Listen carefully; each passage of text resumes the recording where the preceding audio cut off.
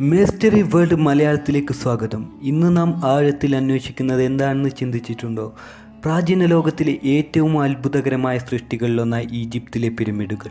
ഈ മഹത്തായ നിർമ്മാണങ്ങൾ എങ്ങനെ സൃഷ്ടിച്ചുവെന്ന് മനസ്സിലാക്കാൻ നമുക്ക് പുറപ്പെടാം. ഈജിപ്തിലെ പിരമിഡുകൾ, പ്രത്യേകിച്ചും ഗിസയിലെ മഹാപിരമിഡ് BC 2550-2560 കാലത്തിൽ നിർമ്മിക്കപ്പെട്ടവയാണ്. 4500 വർഷങ്ങൾക്കിപ്പുറം ഈ പിരമിഡുകൾ എങ്ങനെ നിർമ്മിച്ചുവെന്ന് മനസ്സിലാക്കാൻ നമ്മൾ ഇപ്പോഴും പരിശ്രമിക്കുന്നു. സാധാരണ സിദ്ധാന്തം അനുസരിച്ച് പിരമിഡുകൾ നിർമ്മിച്ചിരിക്കുന്നത് 20,000 മുതൽ 30,000 തൊഴിലാളികളെ ഉപയോഗിച്ചാണ്. ലോഹമില്ലാത്ത ഈ കാലഘട്ടത്തിൽ അവർ ലിതർജിക് പത്രം, കല്ല്, ചെളിമണ്ണ് തുടങ്ങിയവ ഉപയോഗിച്ചാണ് ഈ ഭീമാകാര കെട്ടിടങ്ങൾ നിർമ്മിച്ചിരിക്കുന്നത്. കല്ലുകൾ കൊണ്ടുപോകാൻ അവർ വലിയ റാമ്പുകൾ ഉപയോഗിച്ചു എന്നാണ് ചിലർ പറയുന്നത്.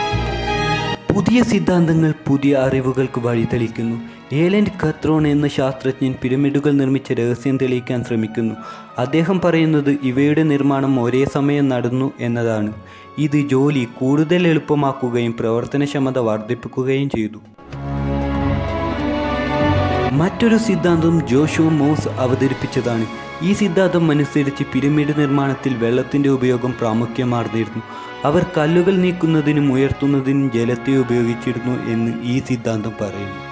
ഈജിപ്തിലെ പിരമിഡുകൾ എങ്ങനെ നിർമ്മിച്ചു എന്ന് പറയുമ്പോൾ ശരിയായ ഉത്തരങ്ങൾ കണ്ടെത്തുക ഇപ്പോഴും സങ്കീർണമാണ്. ഓരോ സിദ്ധാന്തവും സ്വന്തം സത്യങ്ങളും പ്രതീക്ഷകളും നിറഞ്ഞിരിക്കുന്നു. നിങ്ങൾക്ക് എന്തു തോന്നുന്നു? പിരമിഡുകളുടെ നിർമ്മാണ രഹസ്യങ്ങൾ കണ്ടെത്താൻ നിങ്ങൾക്ക് ഏത് സിദ്ധാന്തമാണ് ശരിയായി തോന്നുന്നത്? നിങ്ങളുടെ ചിന്തകൾ കമൻറ്റിൽ പങ്കിടൂ. ഈ വിസ്മയകരമായ ചരിത്രം നിങ്ങളുടെ സുഹൃത്തുക്കളുമായി പങ്കിടുക. ലൈക്ക് ചെയ്യാനും സബ്സ്ക്രൈബ് ചെയ്യാനും മറക്കരുത്. മറ്റൊരു ദുരൂഹതയെ കണ്ടെത്താൻ നമുക്ക് അടുത്ത എപ്പിസോഡിൽ വീണ്ടും ഒന്നിക്കാം.